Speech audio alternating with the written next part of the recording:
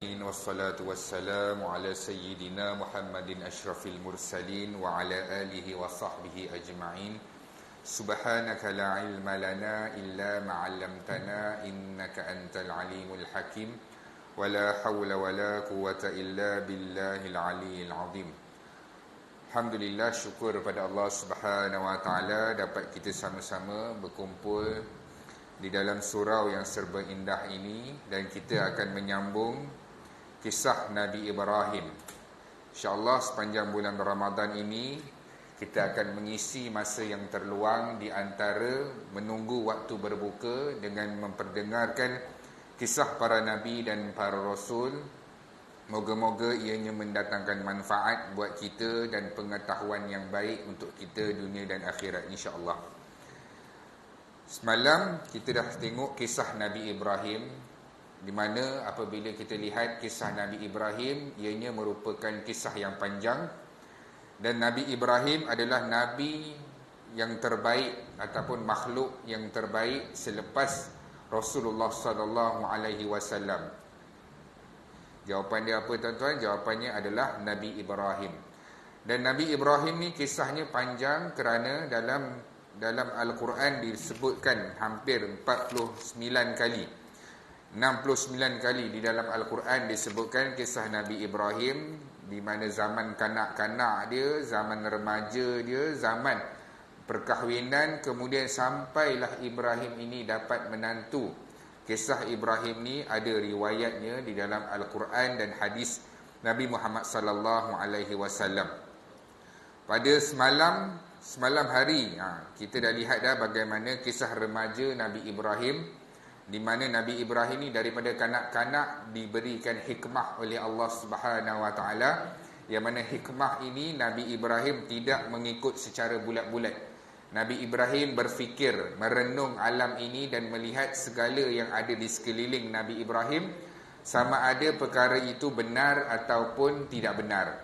Apabila Nabi Ibrahim melihat ramai penduduk kaum Nabi Ibrahim ini menyembah berhala, sedangkan apabila ayah Nabi Ibrahim buat berhala, sumbing sikit, campak aja saja Tuhan dia, dan kemudian dibuat berhala yang baru, dan setiap berhala ni ada harga dia. Dan Nabi Ibrahim sebut, kenapa kita ada Tuhan harga sekian, kenapa ada Tuhan harga dia banyak pula, tinggi harga dia, ada pula Tuhan yang harganya murah. Dipersoalkan kepada ayah Nabi Ibrahim, maka ayah kepada Nabi Ibrahim jawab, ini adalah turun-temurun, wahai Ibrahim, kamu ikut sahaja, jangan mempersoalkannya. Sehinggalah satu hari Nabi Ibrahim hancurkan keseluruhan berhala dan meninggalkan satu sahaja berhala yang besar, diletakkan kapak yang dihancurkan berhala tadi di atas berhala yang besar. Apabila orang kampung ini bertanya, siapakah yang hancurkan? Maka Ibrahim kata, ni tengok ni, berhala inilah yang hancurkan. Fa'alahu hadza, dialah yang hancurkan berhala tadi. Lalu orang kampung tak berpuas hati dengan jawapan Nabi Ibrahim, lalu dibakarnya Nabi Ibrahim ini dengan cara melemparkan Ibrahim ini dalam satu api yang besar. Dan kisah tersebut menjadi tular di kalangan penduduk kaum Nabi Ibrahim, sehinggakan Raja Namrud panggil Ibrahim ini, lalu bertanya kepada Ibrahim, ada tak Tuhan selain daripada aku? Ada Tuhan selain aku? Maka Nabi Ibrahim jawab, ya, Tuhan itu adalah Tuhan yang menghidupkan dan mematikan.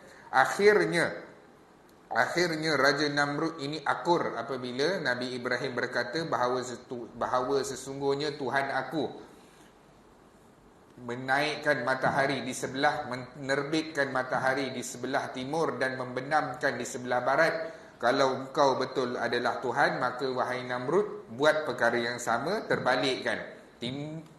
Terbit di sebelah barat, kemudian terbenam di sebelah timur. Maka Namrud pada ketika itu halau Nabi Ibrahim keluar daripada kota tersebut. Kemudian tuan-tuan, yang beriman dengan Nabi Ibrahim ini seorang sahaja. Apabila melihat mukjizat Nabi Ibrahim, yang berimannya seorang saja. Siapa dia? Dia adalah Nabi Lut. Nabi Lut iaitu anak saudara kepada Nabi Ibrahim, yang pada ketika itu belum lagi diberikan wahyu kepada Nabi Lut. Kemudian tuan-tuan, berhijrah bertemu dengan Firaun di Mesir. Firaun ini, Firaun bukan zaman Nabi Musa, Firaun pada Raja Mesir lah maksudnya. Maksudnya apa tuan-tuan? Maksudnya Raja Mesir gelarannya adalah Firaun.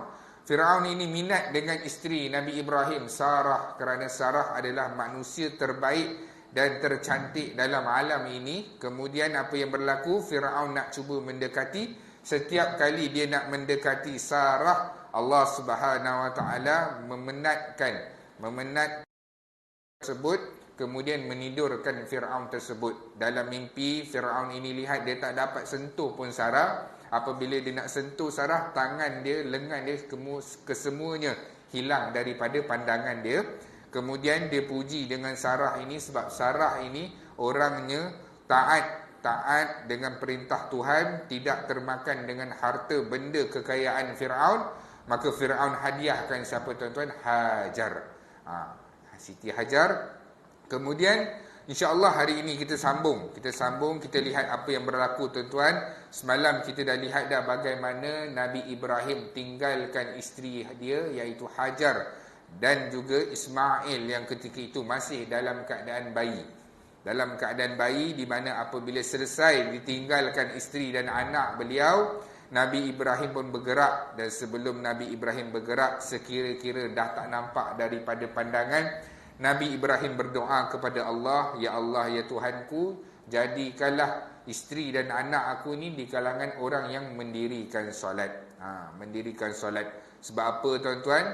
Hikmah dia adalah Nabi Ibrahim nak ajar kepada kita bahawa sesungguhnya kunci segala kejayaan adalah solat. Di mana hari ini solat ramai orang yang tinggalkan.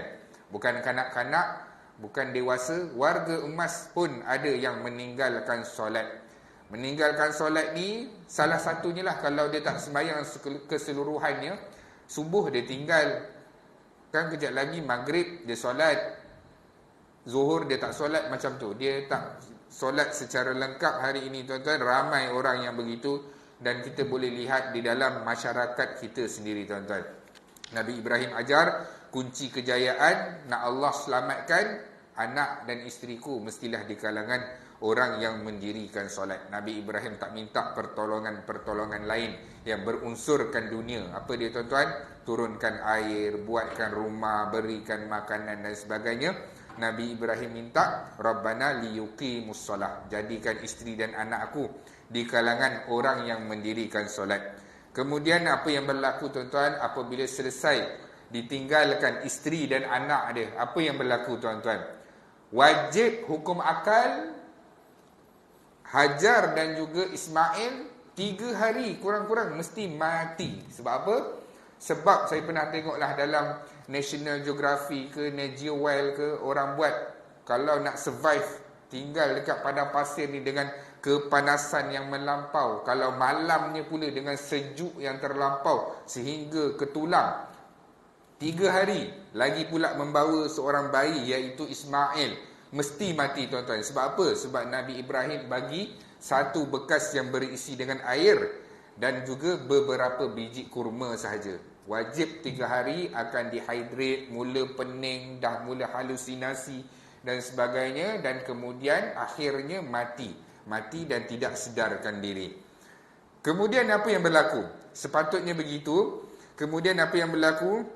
Hajar mengambil jalan iaitu berusaha tuan-tuan. Hajar berusaha. Apabila lihat suami dia dah meninggalkan diri dia, apa yang dia buat tuan-tuan? Apa yang dia buat? Dia buat selain dari dia berdoa kepada Allah, Hajar ini tunjukkan cara iaitu manusia mesti berusaha. Selain daripada kita berdoa kepada Allah, saya ada jumpa orang dia tak kerja tuan-tuan. Dia tak kerja, dia duduk rumah je. Lelaki. Dia kata apa? Dia kata rezeki Allah aja. Ulat dalam batu pun boleh hidup. Dia kata macam tu sebab apa? Dia kata manusia ni selagi Allah tak lengkapkan rezeki dia, dia tak akan mati. Macam-macam jawapan dia.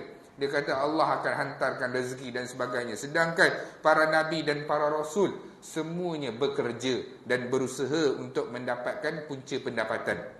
Kemudian tuan-tuan, Hajar buat apa? Hajar berlari-lari. Nak cari, kalau-kalaulah ada orang yang bermusafir, ada rombongan-rombongan dagangan ke, nak minta pertolongan dan bantuan air dan sebagainya, Hajar berlari-lari di mana? Di antara Bukit Safa dan Marwah. Bezanya tuan-tuan, hari ini kita buat umrah, kita sa'i, berlari-lari juga dekat Safa dan Marwah tu. Bezanya kita berlari dalam keadaan aircon. Lantai dia sudah bertile. Kemudian nak lari tengah-tengah ada pula zam-zam, boleh berehat dan sebagainya. Hajar pada ketika itu berlari dalam keadaan cuaca yang panas, padang pasir, dan kemudian Hajar berlari daripada satu bukit sampai Safa, naik ke bukit, Hajar tengok keliling tak ada apa-apa. Pergi patah balik dekat Marwah, tengok keliling tak ada apa-apa bantuan, tapi Hajar berusaha. Hajar tahu bahawa Allah Subhanahu Wa Taala akan memberikan pertolongan. Akhirnya tuan-tuan, setelah beberapa kali Safa, Marwah, Safa dan Marwah, akhirnya Allah turunkan pertolongan itu tuan-tuan, bukan di Safa dan bukan di Marwah. Jawabnya di mana? Di tempat Nabi Ismail itu diletakkan dan direhatkan. Disitulah memancarnya apa dia tuan-tuan? Zam-zam. Air Zam-zam. Bila kita tengok kisah ni tuan-tuan, Allah nak berikan pertolongan, kita boleh berdoa kepada Allah.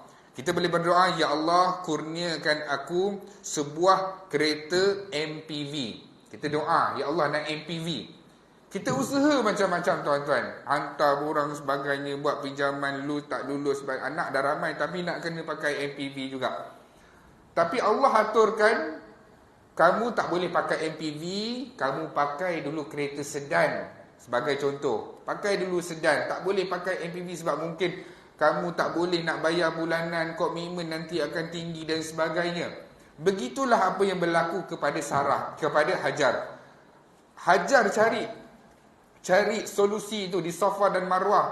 Tapi Allah tak datangkan di Safa dan Marwah. Allah datangkan dekat mana? Dekat Ismail itu tuan-tuan. Kita boleh berdoa, tapi Allah lah yang akan menentukan sama ada pemberiannya itu diberikan kepada hamba dia mengikut kehendak dia. Sebab tu kadang-kadang tuan-tuan kita tengok ada orang tu dia sesak, duit tak banyak tuan-tuan. Tiba-tiba Allah hadirkan nak ujung-ujung, tiba-tiba tak ada duit, KWSP keluar. Nampak? Allah bagi betul-betul waktu keperluan dia tuan-tuan. Bayangkanlah kalau dia dapat KWSP dia dalam keadaan dia tak ada pun komitmen, pasti KWSP dia tu dia akan habiskan kepada perkara-perkara yang tak sepatutnya. Macam orang kerja kerajaan tuan-tuan, dia kalau dah sign pencen, dia boleh keluar KWSP dia.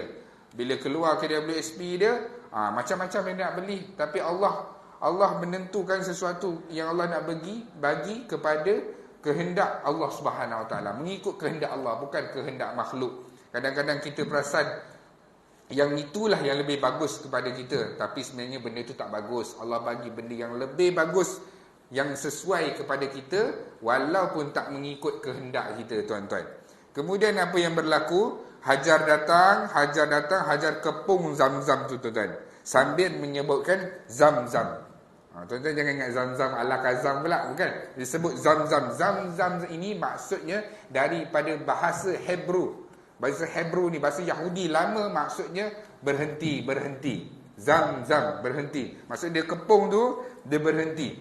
Kata Rasulullah SAW dalam satu hadis, kata Rasulullah kepada para sahabat, kalaulah dulu ibu kita Hajar tidak kepung Zam-Zam, maka Zam-Zam hari ini dapat dinikmati buat seluruh dunia tuan-tuan. Maksudnya Zam-Zam yang akan mengalir pergi ke merata dunia. Kenapa?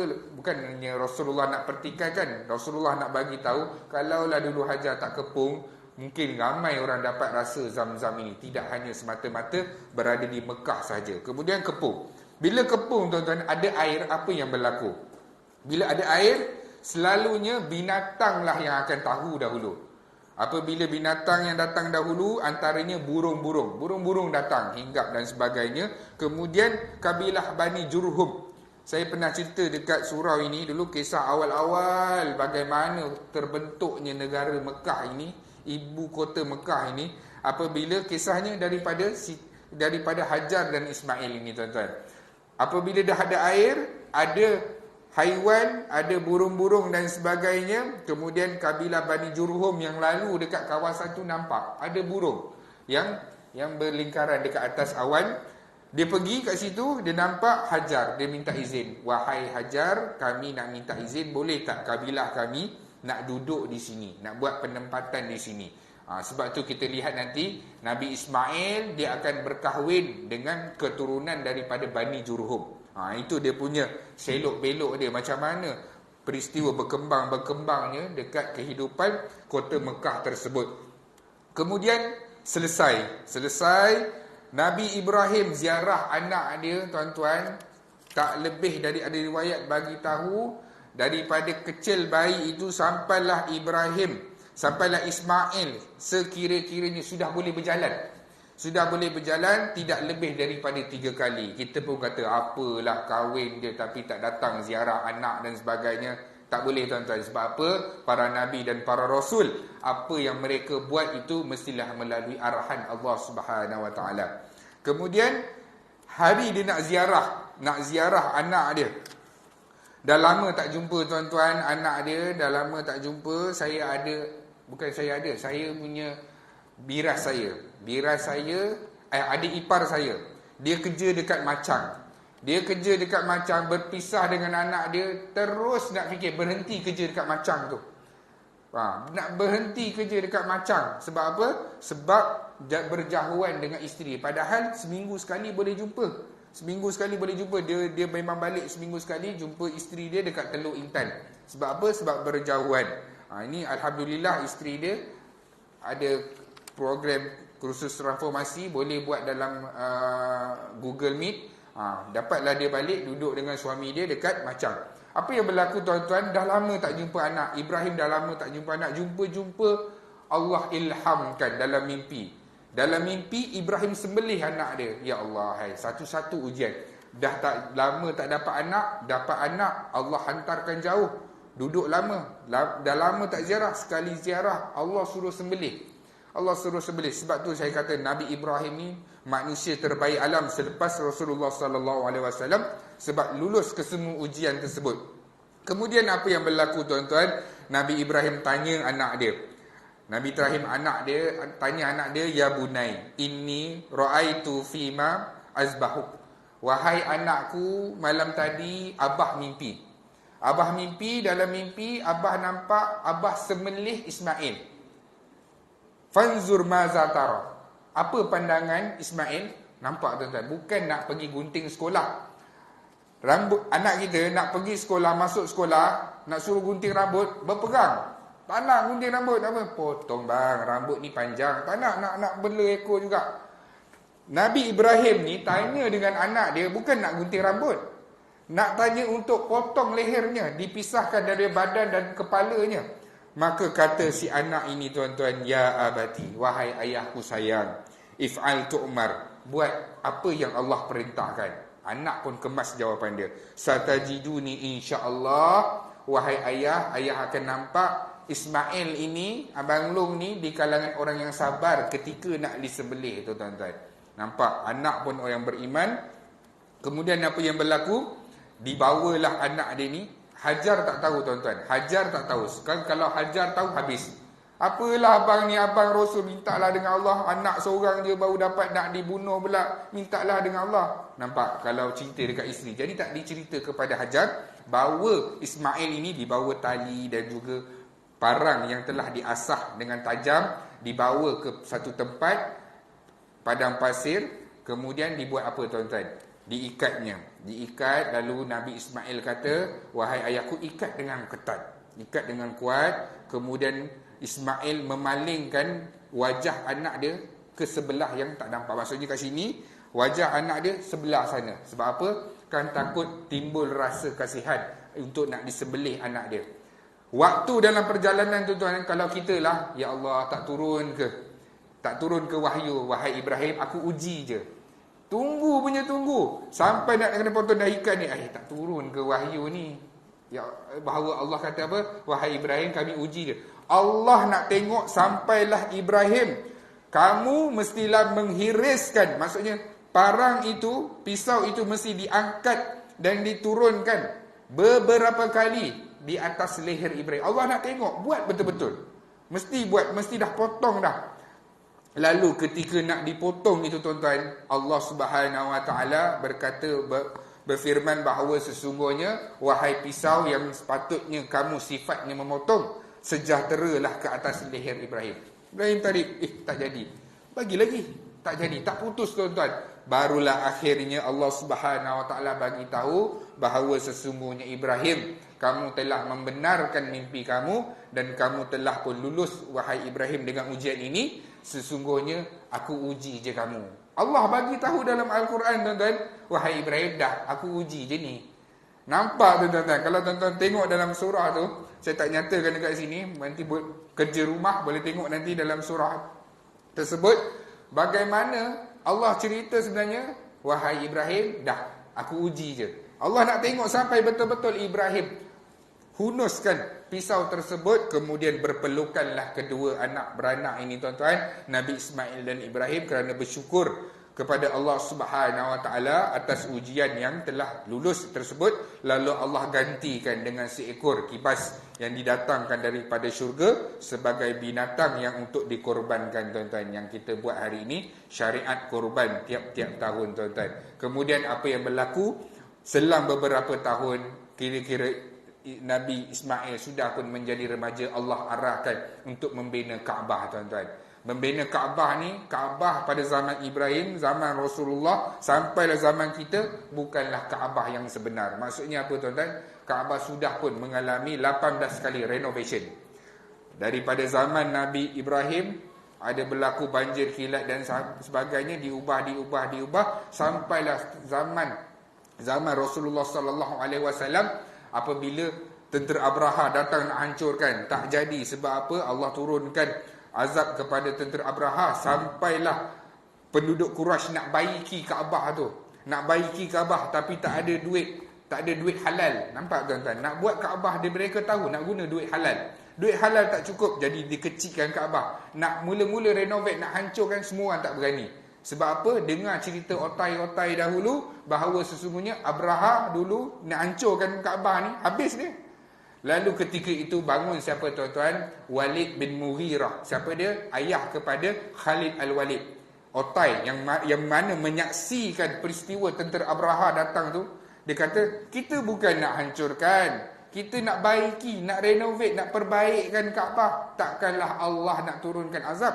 Lalu dia sendiri ambil tukul, dia hancurkan dulu. Nampak tak ada apa-apa? Maka barulah berlangsung pembaikan Kaabah dan sebagainya. Begitulah Kaabah yang telah diarahkan oleh Allah Subhanahu Wa Taala untuk didirikan, dibina oleh siapa dia? Oleh Nabi Ibrahim. Yang kita tengok makam Ibrahim tu. Makam Ibrahim. Ada viral yang terbaru kata orang nak alih pula makam Ibrahim pula kan, dan sebagainya. Sebenarnya dia nak perbaiki je, nak orang kita nampak je buka skru tu, ini nak alih ni. Nak alih. Nampak ini akhir zaman, ini semua Dajjal punya ni, apa ni, macam-macam lah kita cakap. Tapi kita tak tahu kisah yang sebenarnya. Sebenarnya dia nak baiki saja, nak perbaiki dan juga nak membersihkan. Kemudian habis bina Kaabah tuan-tuan, lalu nak dicarilah tanda untuk nak diletakkan sebagai permulaan tawaf.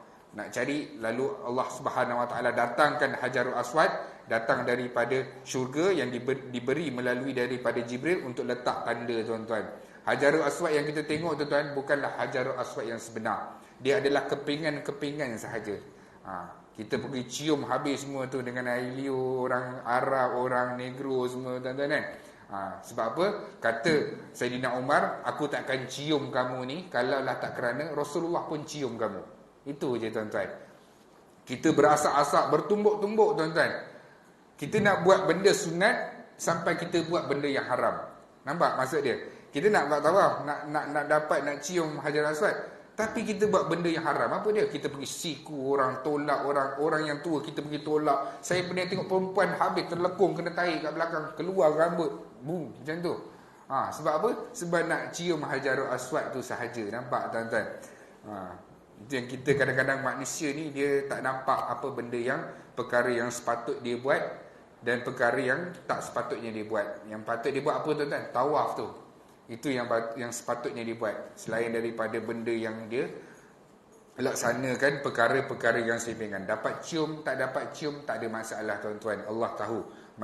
Cium ke tak cium ke, bukan itu penentu sama ada haji dan umrah yang kita buat tu mabrur ataupun tidak diterima oleh Allah Subhanahu Wa Taala. Kemudian selesai dibina Kaabah, kemudian apa yang berlaku tuan-tuan? Yang terakhir apabila satu hari tuan-tuan berita gembira buat Hajar, buat Sarah dan juga buat Sarah dan juga Ibrahim. Apa yang berlaku tuan-tuan? Nabi Ibrahim didatangi oleh malaikat. Saya pendekkanlah cerita. Dia datangi oleh 4 orang malaikat yang berupa dengan manusia. Ketika itu kami, wahai Ibrahim, ada 2 berita. Satu berita buruk, satu berita gembira. Berita gembiranya, wahai Ibrahim, Allah akan kurniakan kamu Sarah ini mengandung anak, iaitu siapa dia? Iaitu Ishak. Kemudian Ishak akan dapat Yaqub. Bagi tahu sekali cucu nama dia siapa. Semuanya Nabi, tuan-tuan. Ishak Nabi, Yaqub pun nanti Nabi juga. Yang ketika itu Sarah duduk dekat bahagian dapur. Bila dengar Sarah mengandung, Sarah ni tergelak tuan-tuan. Yelah dah tua, macam manalah aku nak mengandung ni, dah tua ni, nak pergi klinik apa, temu janji nak buat buku pink apa semua kan. Macam mana ni, dah tua, dah beruban dah semua dah. Lalu Allah Subhanahu Wa Taala kalau nak bagikan, kun fayakun, jadilah. Kemudian tak sempat pun nak dengar berita gembira tersebut. Lalu Nabi Ibrahim tanya, berita yang buruknya apa tuan-tuan? Apa dia, wahai malaikat? Kami dalam perjalanan nak pergi ke Sadum. Untuk apa? Untuk azab kaum Sadum ini. Kata para malaikat tadi. Lalu Nabi Ibrahim ni tuan, yang penuh dengan kasih sayang, dia kata apa? Boleh tak tahan dulu azab tu? Cakap dengan Allah, tahan dulu azab tu. Tak boleh, wahai Ibrahim. Allah dah perintahkan Ibrahim, ini arahan Allah. Ibrahim bercakap lagi, dia kata, boleh tak kalau aku nak pergi tolong Lut nak berdakwah, nak tolong. Nampak tuan-tuan, Nabi Ibrahim nak pergi tolong. Wahai Ibrahim, ini urusan Allah Subhanahu Wa Taala. Azab telah diturunkan dan sebagainya. Maka kami dalam perjalanan untuk bertemu dengan kaum Lut untuk nak diazab tuan-tuan. Nanti esok kita akan tengok kisah Nabi Lut. Kesinambungan dia, apa yang berlaku tuan-tuan, perkara yang tak pernah berlaku dalam alam ini. Allah bagi tahu apa yang kaum Lut ni, Sodom ni buat ni, tak pernah pun berlaku daripada umat-umat yang terdahulu tuan-tuan. Apa dia? Iaitu lelaki suka lelaki. Esok saya akan ceritakan juga.